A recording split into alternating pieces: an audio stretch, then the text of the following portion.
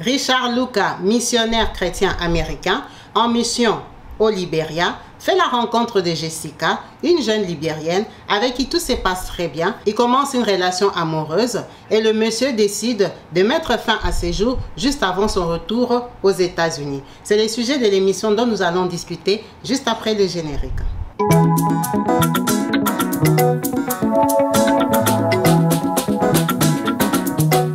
Partout dans le monde, sans exception, abonnez-vous sur la chaîne YouTube Kabibi Show TV. L'information en temps réel, Allez. Oh, partout dans le monde, Bibalete, Kakamoko, c'est Kabibi Show TV. Allez, s'abonner, abonnez-vous massivement,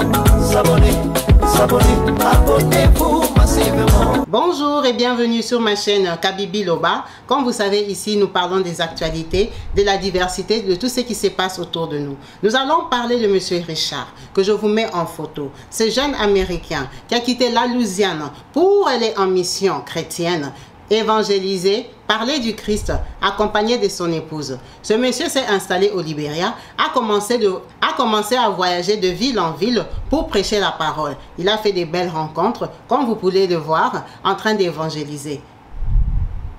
Mais il s'avère que ce monsieur est tombé sur cette jeune fille que je vous mets en photo, Jessica. Jessica est une jeune libérienne qui vit avec sa maman, femme seule, qu'il a élevée dans la chrétienté et dans la foi. Ils font la rencontre de monsieur Richard, qui les convainc qu'ils sont sur le bon chemin de la chrétienté. Ils se familiarisent et monsieur Richard propose à Jessica d'être sa concubine, d'être sa copine. Elle lui dit que tu es mariée. Il lui dit non, je suis mariée bien sûr, mais le problème est que ma femme est vieille, ma femme est âgée, ma femme ne peut pas faire d'enfants. D'ailleurs, elle a eu un avortement dernièrement. D'ailleurs, elle a eu 2 pertes de grossesse. D'ailleurs, il lui avance des arguments forts qui convainquent Jessica à se mettre en couple avec lui. Il lui dit, ne t'inquiète pas pour ma femme, elle est au courant que je recherche l'amour. Je recherche une femme avec qui on peut faire des enfants, créer une famille. Jessica lui dit, je vais aller voir ma mère, je vais lui en parler. On va décider comment ça va se passer. Vu que toi tu es marié, on t'a vu officiellement avec ton épouse. Elle va voir sa mère a peur, sa mère est stressée, sa mère n'est pas chaude. Lui, il insiste auprès de Jessica. Finalement, Jessica lui présente sa maman, officiellement, pas en tant que sœur croyante de l'église, mais en tant que la maman de Jessica.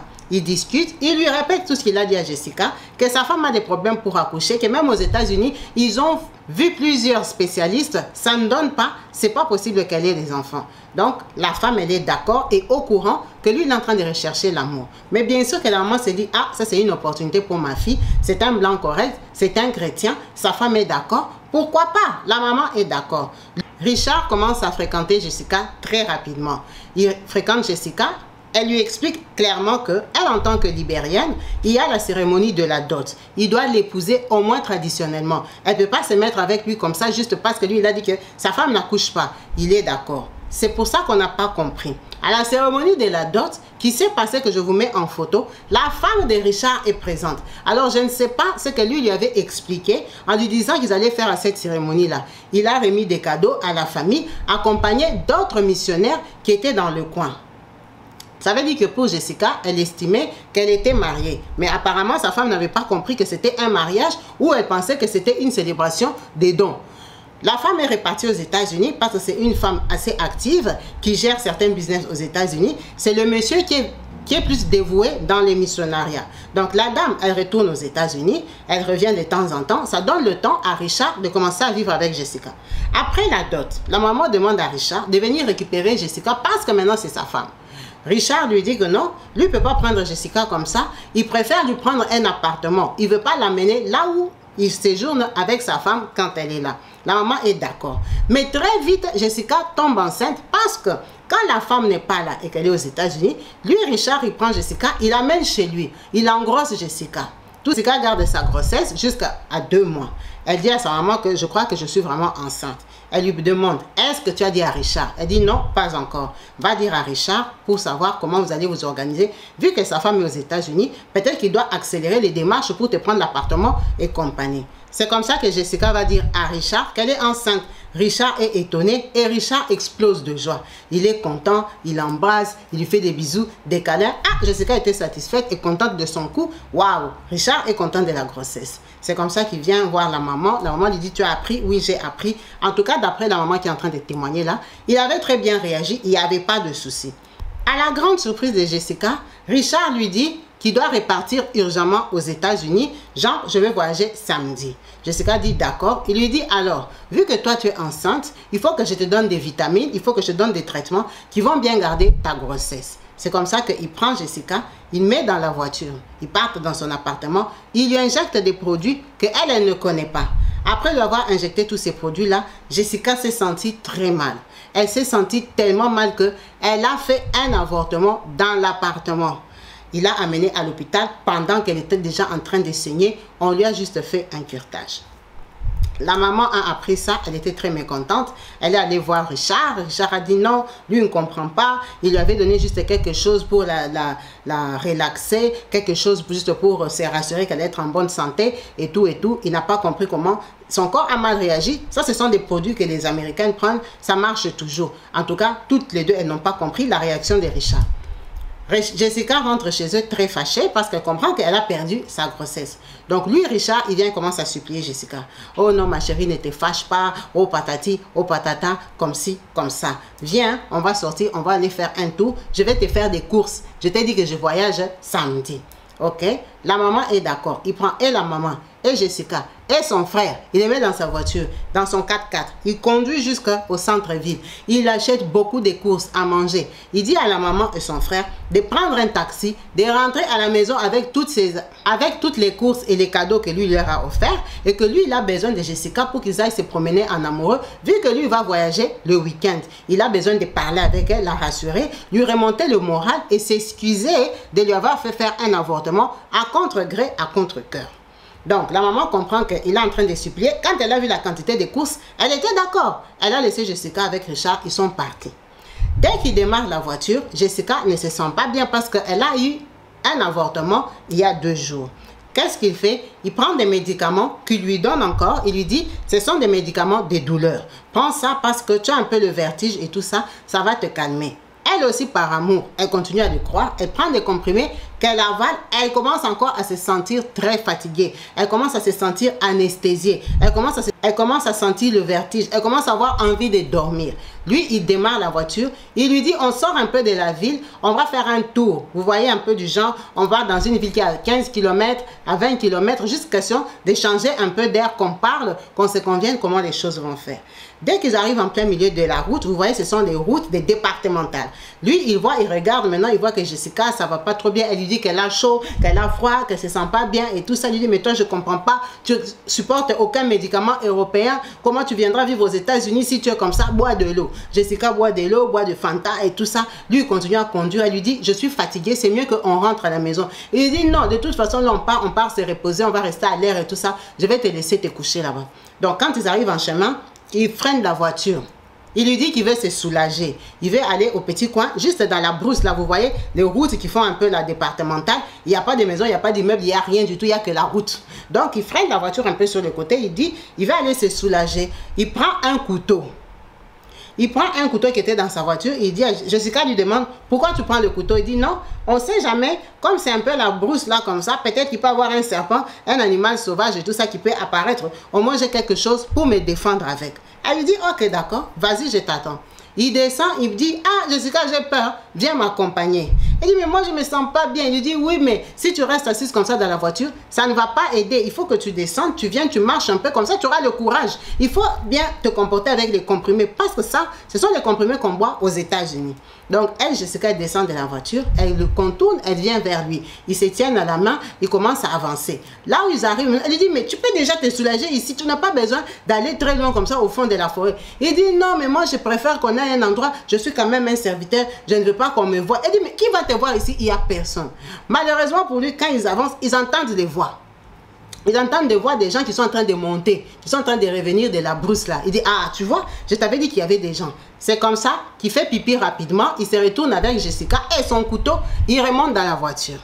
Quand ils remontent, ils conduisent peut-être 5-10 minutes. Il arrête encore la voiture. Il dit que non, lui, il veut encore se soulager. Et il dit, mais ce n'est pas possible. Tu viens de te soulager là-bas. Il dit, non, c'est encore venu, j'ai encore envie d'aller faire pipi. Il dit, ok, descends alors, je t'attends. Il descend encore avec son couteau. Mais elle sait qu'il a peur de rencontrer peut-être des serpents ou quoi que ce soit qui peut être dans la brousse.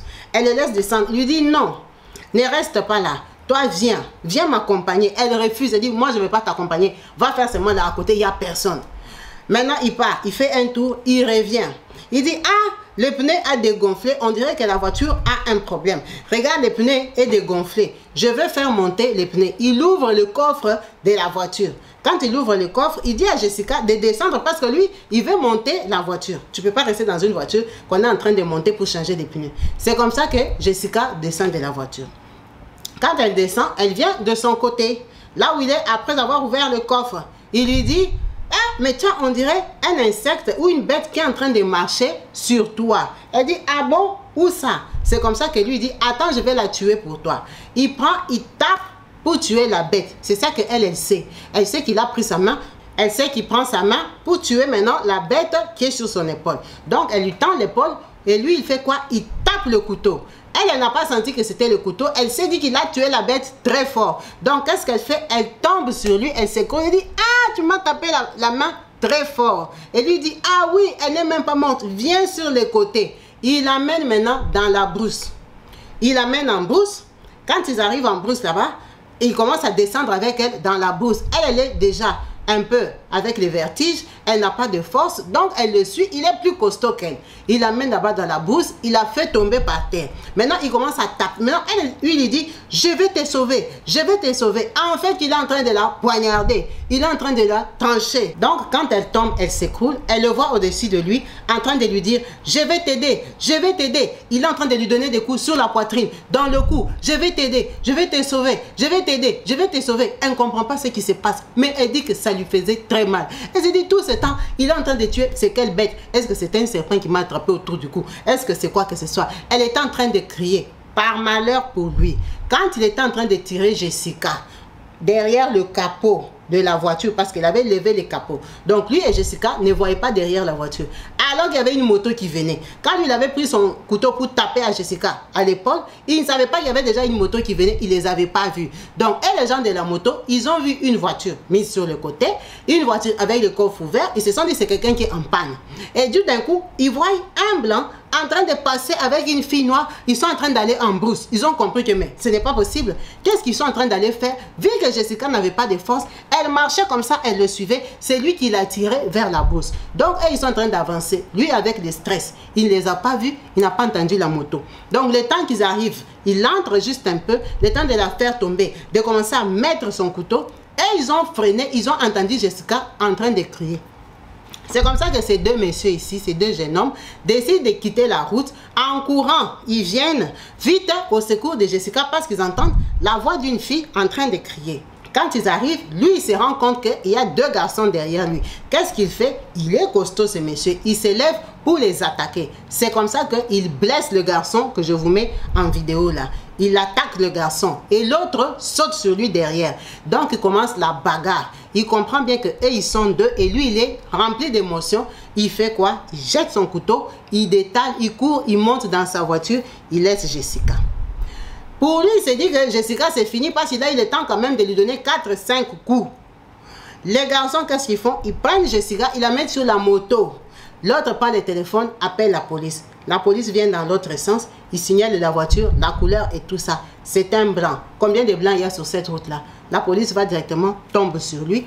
La police arrive, notre voiture prend Jessica, amène à l'hôpital parce qu'elle était sur la moto. Donc lui, quand on le ramasse, il ne sait pas si Jessica est morte ou elle est vivante. Il arrive, il donne sa version. Sa version est que quand il avait freiné, c'est parce que sa voiture avait un problème. Et qu'il est descendu de la voiture pour regarder qu'est-ce qui s'est passé.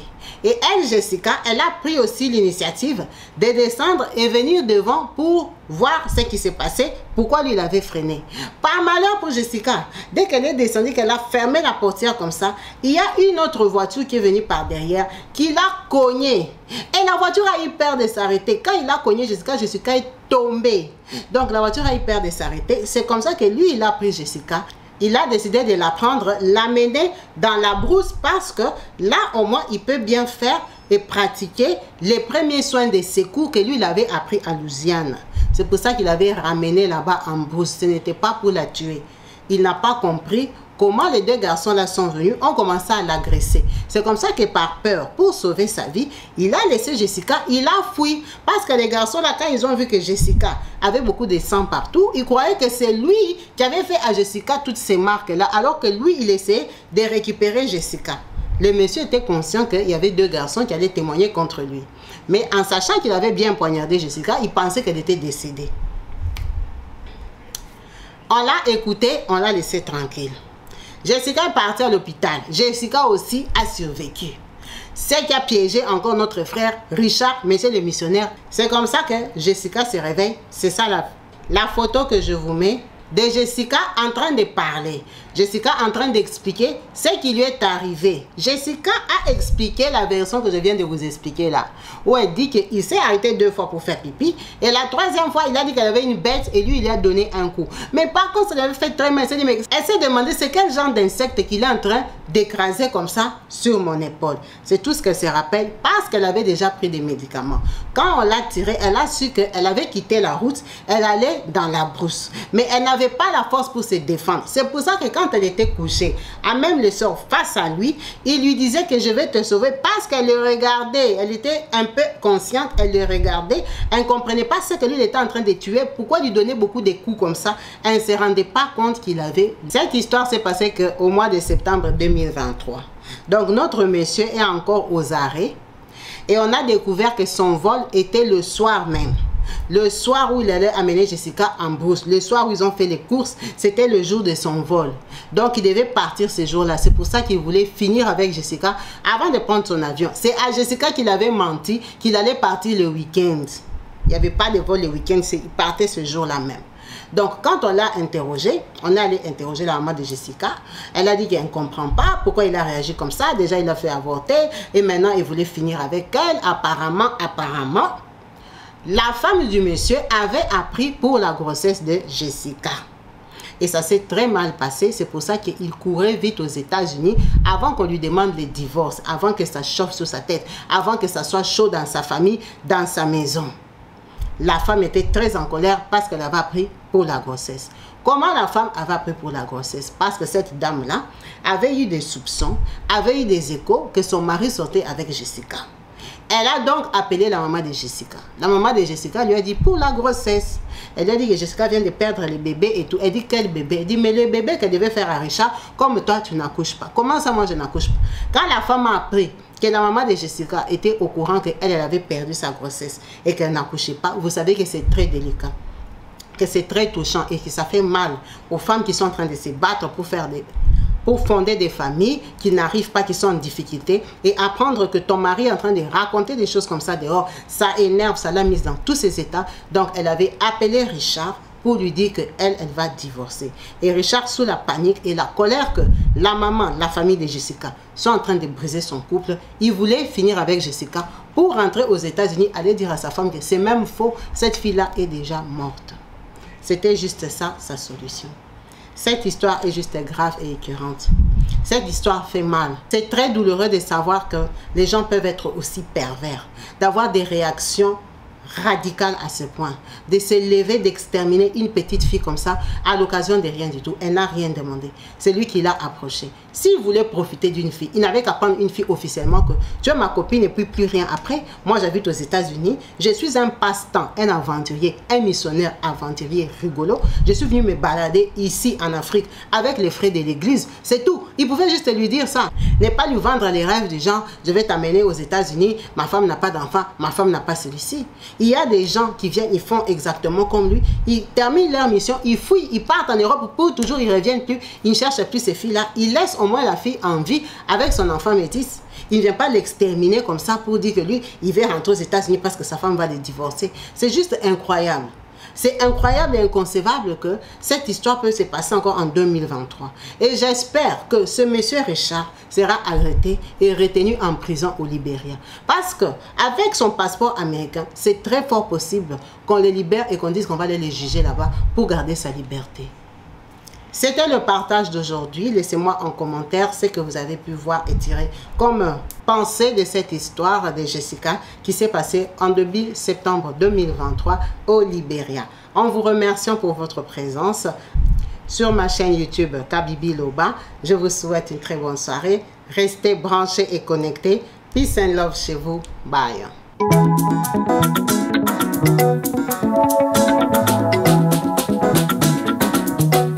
Partout dans le monde, sans exception, abonnez-vous sur la chaîne YouTube Kabibi Show TV. L'information en temps réel, Allez. Oh, partout dans le monde, Bibalete, Kakamoko, c'est Kabibi Show TV.